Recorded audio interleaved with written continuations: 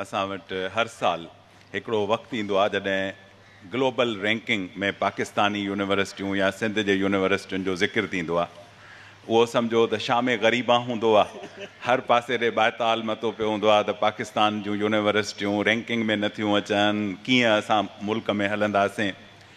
मुंहिंजो त इहा ऑब्ज़र्वेशन हूंदी आहे कि तव्हां कलमो पढ़ी शुकुर जो इहो घटि में घटि ख़ुशि थियो कि तव्हांखे यूनिवर्सिटियूं काउंट कनि था। अगरि का अहिड़ी एक्सरसाइज़ थिए कि हक़ीक़तनि हे यूनिवर्सिटियूं आहिनि बि सही या न, त शायदि असां मूं 90% जेके इदारा आहिनि उहे यूनिवर्सिटीअ जी डेफिनेशन खां ई ॿाहिरि आहिनि। यूनिवर्सिटी नालो आहे यूनिवर्सलिटी मां निकितल आहे। यूनिवर्सलिटी जी माना जेका असां मुख़्तलिफ़ ज़ावियनि सां मुंहिंजनि तमामु साथियुनि बि ॻाल्हि कई कि जंहिंमें दिमाग़ शेप थिए कीअं थिए, छा को पानो खणी अचिबो, का पकड़ खणी अची दिमाग़ खे सेट कबो, कीअं कबो। दिमाग़ सेट थींदो आहे इंटरेक्शन ऑफ आइडियाज़ सां। मुख़्तलिफ़ आइडियाज़ हिक ॿिए में अचनि, उन्हनि में कंट्राडिक्शन पैदा थिए, उन में डिफरेंस ऑफ ओपिनियन हुजे, डिबेट प्रिवेल करे ऐं उन डिबेट जे नतीजे में हिकिड़ो ख़्यालु पुख़्तगी अख़्तियार करे। दुनिया में अॼु जेका रैंकिंग्स थियूं पियूं थियनि उन में बुनियादी इहो ॾिठो वेंदो आहे कि हिन यूनिवर्सिटीअ में फॉरेन फैकल्टी केतिरी आहे, ॿाहिरियनि मुल्कनि जा माण्हू केतिरा आहिनि जेके पढ़ाइनि था। ॿियो उन्हीअ जो 4 जेके पैरामीटर्स आहिनि। ॿियो पैरामीटर इहो आहे कि फॉरेन स्टूडेंट्स केतिरा था पिया पढ़नि, याने तव्हांजी यूनिवर्सिटियूं दुनिया में उन्हनि जो नालो आहे जिते ओपिनियंस हिक ॿिए खे कंट्राडिक्ट कनि, कॉन्फ्लिक्ट में अचनि ऐं उन्हीअ खां पोइ हिकु नई सोच उभिरे। तव्हां वटि हिते मुल्क जे सतह ते बि जॾहिं तव्हां इश्तिहार ॾिसंदव असांजे यूनिवर्सिटियुनि जो, सिंध में हूंदियूं त लिखियलु हूंदो कि डोमिसाइल्ड इन सिंध।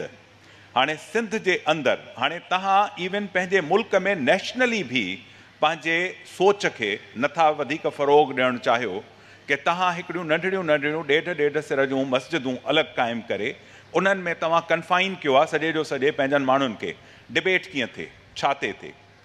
उन्हीअ सोच जो असरु इहो थियो आहे जो हाणे क़ाइदे आज़म यूनिवर्सिटी जिते सॼे पाकिस्तान खां माण्हू था अचनि, असांजे उपतर जीअं बाक़ी सूबनि में आहे, पंजाब में वेंदो त पंजाब डोमिसाइल, लेकिन क़ाइदे आज़म यूनिवर्सिटी में चइनी सूबनि खां बि अचनि था, गिलगित बल्तिस्तान खां बि अचनि था ऐं ॿियो बि फेडरल जेके एडमिनिस्ट्रेट ट्राइबल एरियाज़ आहिनि। हैरानगी जी ॻाल्हि मुंहिंजे लाइ इहा हुई जॾहिं मां उते क़ाइदे आज़म यूनिवर्सिटी में वियुमि त 6 यूनियन्स आहिनि उते स्टूडेंट्स जूं, जिन खे काउंसिल था सॾनि। 6 ई एथनिक बुनियादनि ते आहिनि, यानी हिकिड़ी सिंध स्टूडेंट काउंसिल, हिकु बलोच स्टूडेंट काउंसिल, हिकु पंजाबी स्टूडेंट काउंसिल, हिकु पख्तून स्टूडेंट काउंसिल, हिकु फाटा स्टूडेंट काउंसिल ऐं हिकु गिलगित बल्तिस्तान काउंसिल। मूंखे हैरानगी इन ॻाल्हि जी थी त छा को सोशल इशू नाहे जंहिंमें कैपिटलिज़म वर्सिस जेका तव्हांजी सोशलिज़म जी का डिबेटिंग क्लब हुजे, जंहिंमें चइनी सूबनि खां माण्हू मिली ऐं हिकु सोच ते पॉवर्टी जे ख़िलाफ़ का हुजे। उते बि असां एतिरी फ्रेगमेंटेशन थी चुकी आहे त यूनिवर्सिटीअ जो जेको कॉन्सेप्ट आहे जंहिंमें यूनिवर्सलिटी अचे, जंहिंमें इंटरेक्शन थिए, मां तव्हां खां सिखां, तव्हां मूंखां सिखो, हिकु म्यूचुअल रिस्पेक्ट पैदा थिए। अगरि तव्हां मस्जिद में था नमाज़ पढ़ो तॾहिं बि मुंहिंजे लाइ उहो क़ाबिल एतिराम हुजे, जेकॾहिं गिरजा घर में था वञो तॾहिं बि तव्हां मुंहिंजे लाइ क़ाबिल एतिराम हुजो। हाणे इहा सोच असांजे यूनिवर्सिटियुनि खां मुकमिल तौर ते निकिरी चुकी आहे।